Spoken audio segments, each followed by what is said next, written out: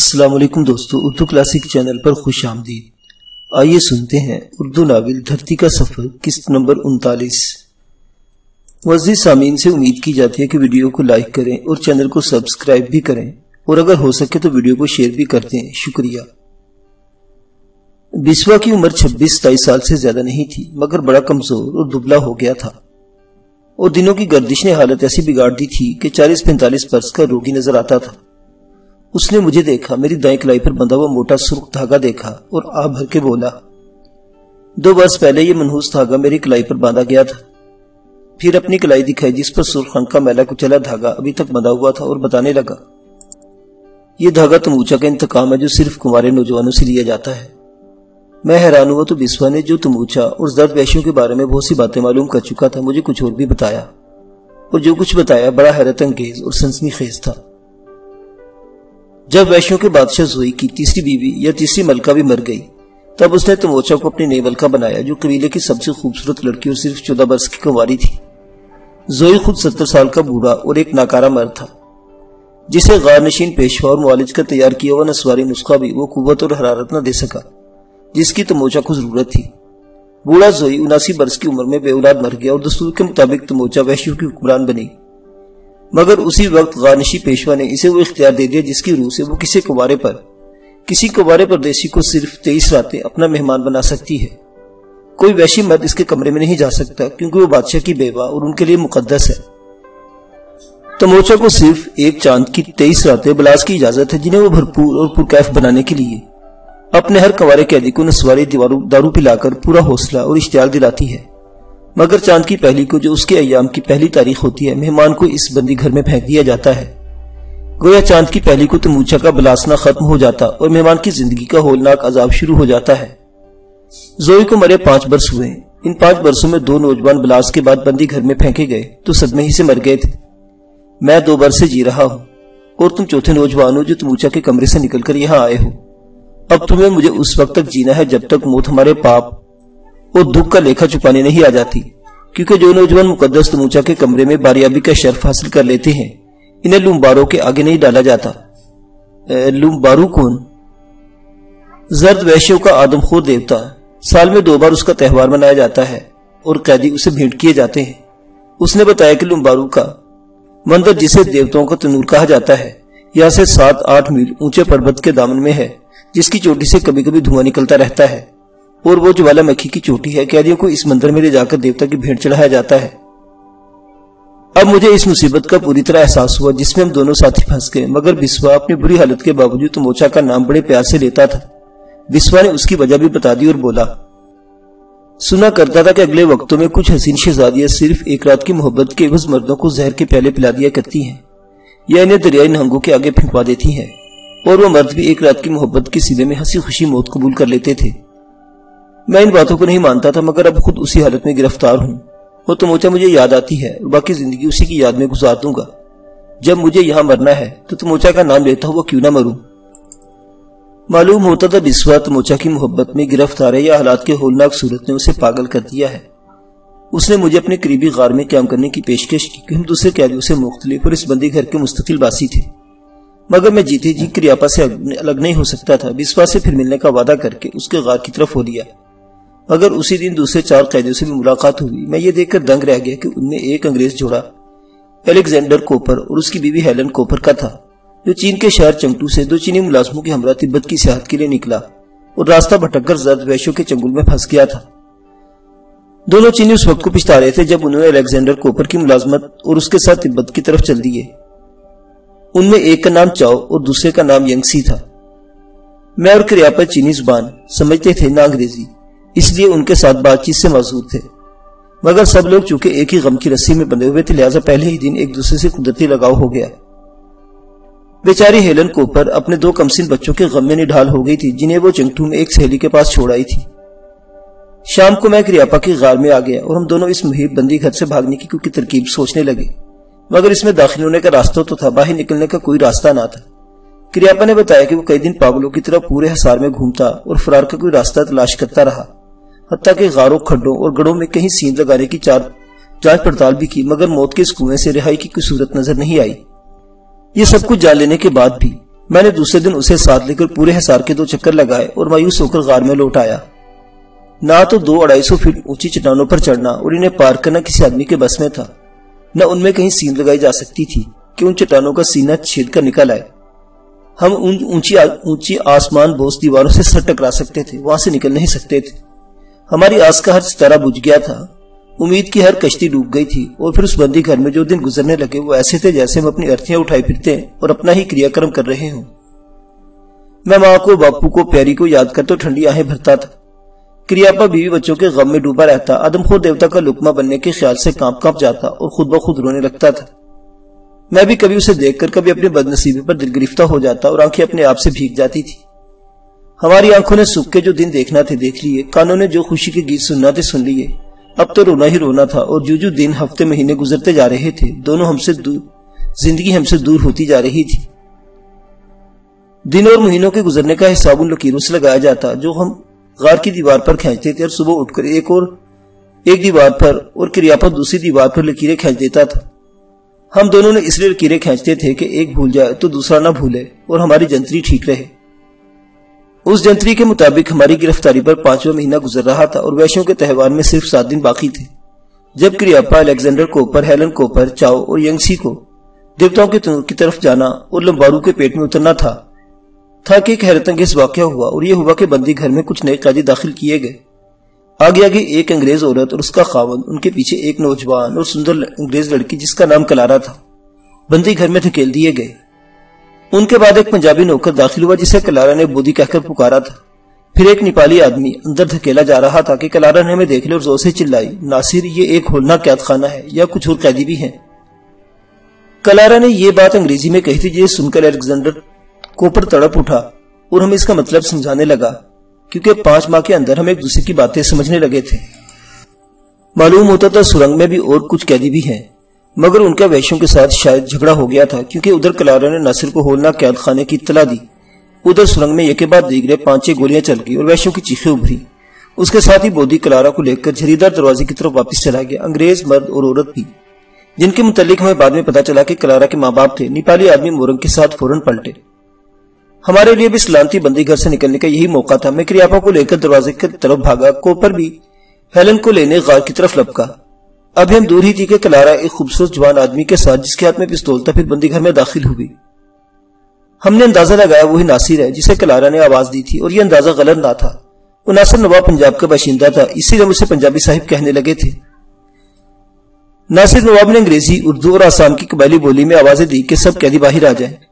بسوا سب سے دیر میں پہنچا کیونکہ بڑا کمزور ہو چکا تھا۔ الیگزینڈر کوپر نے ناصر کے شکریہ ادا کیا اور بتایا کہ یہاں صرف 7 ہی قیدی تھے۔ باری باری سب لوگ جریدار دروازے سے نکل کر سرنگ میں آئے۔ ہمارا محسن پنجابی صاحب سب کے بعد بندی گھر سے نکلا۔ سرنگ میں ایک عجیب منظر دکھائی دیا۔ 13-14 وحشی مرے پڑے تھے، کچھ ناصر کی گولیوں سے، کچھ اس کے انتہائی وفادار ساتھیوں سونگا مونگا عبدل کے ہاتھوں، جنہوں نے بڑی پھرتی کے ساتھ وحشیوں سے بھالے چھین کر ان پر حملہ کر دیا تھا۔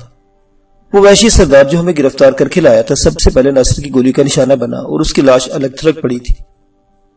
موروں کے علاوہ ایک اور نیپالی مسلمان شمشیر جنگ تھا جس نے پنجابی صاحب کو اطلاع دی کہ 2-3 وحشی زخمی ہو کر بستی کی طرف بھاگ گئے ہیں۔ یہ سنتے ہی ہمارے محسن نے کہا یہاں سے فوراً نکل چلو۔ ناصر نواب کی پارٹی میں کچھ اور بھی آدمی تھے، آسام کے اقبالی مگر تبت کا ایک بڑا لاما بنجمن بھی تھا۔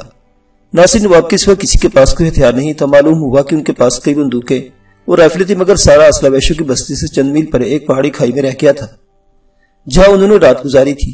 صبح چشمے کے کنارے ہاتھ منہ دھو رہے تھے کہ 60-70 وحشی نے اچانک گھیر لی اور سب کو پکڑ لائے۔ صرف 2 آسامی قبائلی کھائی میں رہ گئے جو بندوق چلانا نہیں جانتے تھے۔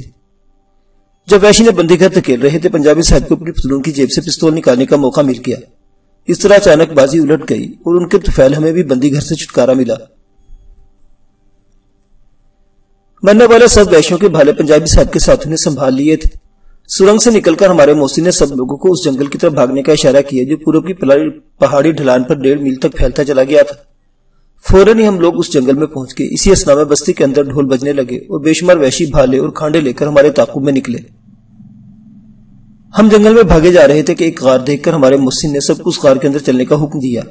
ایسے سمے جب سینکڑوں وحشیوں کا ہجوم پیچھے لگا تھا، ہمارا ایک غار میں بند ہو جانا بے حد خطرناک تھا۔ میں نے رائے دی پنجابی صاحب جنگل میں بھاگتے رہنا اچھا ہے، غار میں ہم لوگ مارے یا پکڑے جائیں گے۔ جو کچھ میں کہتا ہوں وہی کرو، غار میں اترو۔ جب میں کریابا کے ساتھ غار میں اترا تو یہ دیکھ کر دنگ رہ گیا۔ غار دراصل ایک مڑی توڑی طویل سرنگ کا دہانہ تھا جو پہاڑی کے اندر ہی پیچو خم کھاتی پچھلی وادی میں جا نکلتی تھی۔ سرنگ کہیں تنگ، کہیں کشادہ، کہیں سیدھی، کہیں ترچھی تھی۔ پھسلنے اور اڑکنے کا خطرہ بھی تھا، مگر جب موت پیچھا کر رہی ہو آدمی خطرناک سے خطرناک خندقیں اور کھائیاں بھی پھلانگ جاتا ہے۔ ہم سرنگ عبور کر کے بھی وادی میں پہنچ گئے جو چاروں طرف سے پہاڑوں میں گھری ہوئی تھی۔ جب ہم لوگ سرنگ میں داخل ہو رہے تھے کچھ وحشی پہاڑی کی سلامی ڈھلان عبور کرتے پہاڑی کے اوپر جاتے دیکھے تھے۔ وادی میں پہنچ کر دیکھا تو چاروں طرف پہاڑیوں پر پھیل رہے تھے۔ پنجابی صاحب اور کلارا آگے آگے پارٹی کی رہنمائی کر رہے تھے۔ مجھے معلوم ہوا کہ دونوں میاں بیوی ہیں۔ کلارا جدھر اشارہ کرتی ہمارا محسن اسی طرف چلتا تھا، ان کے پیچھے پیچھے بودی عبدل سونگا مونگا تھے۔ اچانک پنجابی صاحب پارٹی کو لے کر ایک درے میں گھس گیا۔ ہم بھی دوسرے لوگوں کے ساتھ پیچھے پیچھے کوئی 1.5-2 فرلانگ اسی درے میں بھاگتے رہے۔ ایک جگہ اچانک کریاپا نے میرا ہاتھ پکڑ کے کھینچا اور پیچھے کی طرف اشارہ کیا۔ میں نے پلٹ کر دیکھا، ہمارے دائیں جانے والی پہاڑی کے بلند حاشیے پر تموچا خود کھانڈا لہراتی وحشیوں کی ہمراہ اسی سمت بھاگ رہی تھی جدھر پارٹی بھاگی جاتی تھی۔ وحشیوں کا دوسرا گروہ پرلی طرف سے اس رخ بڑھنے لگا جہاں درہ ختم ہوتا تھا۔ دونوں گروہ پارٹی کو درے سے نکلتے ہی گھیر لینا چاہتے تھے۔ تموچا خود وحشیوں کے ساتھ مل کر دھاوا کرنا ایک انوکھا اور خطرناک معاملہ تھا۔ ہم جہاں رکے تھے وہیں ایک تنگسی پہاڑی گلی درے کے پہلو سے نکل کر دکن کو چلی گئی تھی۔ کریاپا نے سرگوشی کی کہ ہم اس گلی میں نکل چلیں۔ خطرے کو بھانپ کر میں نے اس کی بات مان لی اور پارٹی کو چھوڑ کر دونوں اس ٹیڑھی ترچھی گلی میں گھس گئے۔ یہ نہیں جانتے تھے کہ اس اقدام کا نتیجہ کیا ہوگا، مگر ہم زرد وحشی اور ان کی بستی سے دور اور دور ہو جانا چاہتے تھے۔ گلی میں کئی اتار چڑھاؤ تھے، انہی کو عبور کرتے ہم پارٹی کے دوڑتے قدموں کی دھمک اور وحشیوں کا شور و غل کی آوازیں بہت پیچھے چھوڑ آئے اور گلی سے نکل کر ایک چٹل میدان میں پہنچ گئے۔ ابھی ہم نے میدان میں قدم رکھا ہی تھا کہ دور کہیں پستول کی گولیوں کے دھماکے سنے اور اس خیال سے پریشان ہو گئے کہ وحشیوں نے پارٹی کو گھیر لیا ہے۔ چلنے والے گولیاں ہمارے اس بھیانک اندیشے کی تائید کر رہی تھی۔ اس ڈر سے کہ کہیں وحشی ہماری پرچور شروع نہ کر دے، ہم پہلے سے بھی تیز بھاگے اور ان پہاڑیوں سے جدھر گولیوں کے دھماکے سنے تھے کوئی 3-4 میل دور نکل آئے۔ راستے کی خبر تو نہیں تھی، مگر یہ ضرور جانتے تھے کہ دکن کے رخ بھاگتے رہنے ہی میں ہماری بھلائی ہے۔ اگرچہ مسلسل بھاگنے سے دم پھول گئے تھے، پھر بھی جہاں تک بھاگ سکتے تھے بھاگتے رہے اور شام سے پہلے ایک چشمے کے کنارے بے سود ہو کر گر پڑے۔ دن بھر کے بھوکے پیاسے تھے، پھر اتنی لمبی بھاگ دوڑ نے ہمیں بالکل نڈھال کر دیا تھا۔ شاید آدھ گھنٹہ بعد ہوش سنبھالے، حواس درست ہوئے تو اٹھ کر پانی پیا اور چشمہ پار کر کے آگے بڑھے کہ رات بسر کرنے کی کوئی محفوظ جگہ ڈھونڈ لے۔ اسی تلاش میں بیروں کی جھاڑیاں مل گئی۔ ہم رات کو کوئی چھپ کر سو رہتے، دن کو سفر کرتے، ندی نالوں سے گزرتے۔ آخر کئی دنوں کے بعد ایک بار پھر دریا تسانگپو کے گھاٹ پر پہنچ گئے اور وہاں ایک بستی میں 2 دن طویل سفر کی تھکان مارتے اور زرد وحشیوں کی بھیانک یاد سے پیچھا چھڑانے کی کوشش کرتے رہے۔ وہاں سے ہم کھٹمنڈو اور کھٹمنڈو سے دائی لیک کیوں کر پہنچے، یہ ایک الگ کہانی ہے جس سے آپ کو کوئی دلچسپی نہیں ہوگی۔ میں یہ بھی بتا دوں کہ اس سفر میں مزید 5 مہینے لگ گئے۔ ہم گھر سے صرف 3 ماہ کے وعدے پر نکلے تھے، مگر 1 سال اور 3 مہینوں کے بعد لوٹے تو وہاں بہت سے نئے دکھ ہمارا انتظار کر رہے تھے۔ ماں میرے صدمے میں مر چکی تھی، باپو پاگل ہو چکا تھا۔ مکھیا نے یہ سن کر کے میں تبت میں کہیں مرکب کیا ہوں، پیاری کا بیاہ کہیں اور کر دیا تھا۔ اس نے بیاہ سے پہلے سنکھیا کہا کر جا دینے کی کوشش کی، مگر بر وقت پتہ چل جانے پر پیاری کی جان بچی اور اب وہ دائی لیک سے دور ایک گاؤں میں اپنے پتی کے گھر رہتی تھی۔ کریاپا کی بیوی کا بھی دیہانت ہو گیا تھا اور اس کے بچے اپنے ماموں کے ہاں پل رہے تھے۔ یہ تھا ہمارے سفر کا صلہ یا انت۔ موت کے بگولے ہماری خوشیوں کو تاراج کرتے گزر گئے اور اس نے ہمارے کئی رشتے کاٹ دیے تھے۔ بربادی نے گھروں میں جھاڑو پھیر دی، سکھ برباد ہو گئے، دکھوں کو نئے کواڑ کھل گئے تھے۔ اب جو لگ رہا تھا جیسے ہم اپنا پورا جیون کہیں انجانے راستوں میں گم کر آئے اور خود اسی گمشدہ جیون کی پرچھائی بن گئے ہیں۔ یہ سب کچھ زرد وحشیوں کے آدمخور دیوتا کی قربانی اور ان کی مقدس ملکہ تموچا کی 23 رنگین راتوں کی طفیل ہوا۔ نہ جانے بھگوان کس لیے ہمیں بھٹکا کر اس بھیانک دنیا میں لے گیا تھا اور کیوں اس نے ہمارے لیکھوں کے بہی کھاتے پر دکھ لکھ دیے ہیں۔ کبھی کبھی جی میں آتا ہے جس طرح وحشیوں نے ہمارے جیون کا سکھ چھین لیا، کاش اسی طرح ہم بھی اپنے انتقام کے بھالے ان کے سینوں میں گاڑ سکیں، مگر آدمی اتنا بے بس ہے کہ جو سوچتا ہے وہ کر نہیں سکتا۔ یہ ہے ہمارے سفر کی کہانی، جس میں آپ کے والد ناصر نواب اور دوسرے لوگوں کے نام بھی آتے ہیں۔ آپ پوچھیں گے کہ اس پارٹی کا کیا ہوا جسے ہم چھوڑ آئے تھے، تو ہم اپنے محسن پنجابی صاحب جن کے ذریعے ہمیں ہولناک بندی گھر سے نجات ملی اور دوسرے لوگوں کے بارے میں کچھ نہیں جانتے کہ ان پر کیا بیتی۔ کئی برس کے بعد آج جنگل میں بدھی کو اچانک دیکھ کر گمان ہوا کہ وہ لوگ بھی لوٹ آئے ہوں گے، مگر راجکماری سے پتہ چلا کہ پنجابی صاحب کی پارٹی سے صرف بدھی اپنے حواس کھو کر واپس آ سکا، دوسرا کوئی آدمی نہیں لوٹا۔ یہ سن کر مجھے اور کریاپا کو بڑا دکھ ہوا، مگر اس دنیا میں ہر آدمی کو اس کے حصے کا دکھ ملتا ہے۔ دن پنچھی کی طرح اڑتے گزر جاتے ہیں، مگر بیتے دنوں کے دکھ جاڑ گھونسلوں کی طرح باقی رہ جاتے ہیں۔ یہ کہہ کر دگل خاموش ہو گیا۔ 15 برس کے بعد پہلی بار ابو کے اس سفر کی کچھ رودات معلوم ہوئی جو انہوں نے 3 جون 1914 کو گارو بستی سے کسی نامعلوم منزل کی طرف کیا تھا۔ سفر کے دوران میں وہ اپنے حالات بڑی تفصیل کے ساتھ لکھ کر بھیجتے رہے تھے، مگر گارو بستی سے روانگی کے بعد ان کا کوئی خط موصول ہوا تھا، نہ کوئی اطلاع مل سکی تھی کہ وہ کہاں چلے گئے، ان پر کیا بیت گئی۔ دگل کی کہانی سے میرے سامعین نے اندازہ کر لیا ہوگا کہ انہوں نے جس علاقے کی طرف سفر کیا وہ مہذب دنیا سے کوسوں دور اور پیغام رسانے کے ذرائع سے محروم تھا، اس لیے ہمیں ان کی کوئی خبر نہ مل سکی۔ مگر دگل کی زبانی اس بات کی تصدیق ہو گئی کہ ابو کی پارٹی سمیت جس کی رہنمائی ویران مندر کا مرد اسرار بنجمن اور گارو قبیلے کا سردار زولائی کر رہے تھے، ان ویشوں کی بستی تک جا پہنچے جو ایک عجیب الخلق کا درندے لومباروں کی پوجا کرتے تھے۔ اس بستی پہ ان پر جو بھیانک سانحہ گزرا اور جس کی طرف دگل نے اشارہ بھی کر دیا تھا، اس نے ہم سب کو بے چین کر دیا۔ 15 برس پہلے کا غم سوتے کی طرح سوریا کی آنکھوں سے پھوٹنے کو دگل کی کہانی سن کر مجھے اپنا خیمہ اور خیمے کے باہر کی رات اندھیرے میں لپٹا ہوا جنگل اور زمین و آسمان کی ہر شے گھومتی اور گردش کرتی ہوئی محسوس ہونے لگی۔ ہم دونوں بہن بھائی ایک بار پھر ابو کے غم میں ڈوب گئے تھے۔ چھوٹے ماموں نے سوریا کو اور پرنسس اندرا نے مجھے سنبھال لیا کہ کہیں میں ڈھال ہو کر بستر پر گر نہ جاؤں، کہیں میرے زخموں میں ہول نہ اٹھے۔ مگر اب ہول زخموں میں نہیں دل میں اٹھ رہی تھی اور سینے میں ابو کا غم تازہ ہو گیا تھا۔ معزز سامعین حضرات، دھرتی کا سفر ابھی جاری ہے، بقیہ واقعات اگلی قسط میں۔ دیکھتے رہیے اردو کلاسک۔ اللہ حافظ۔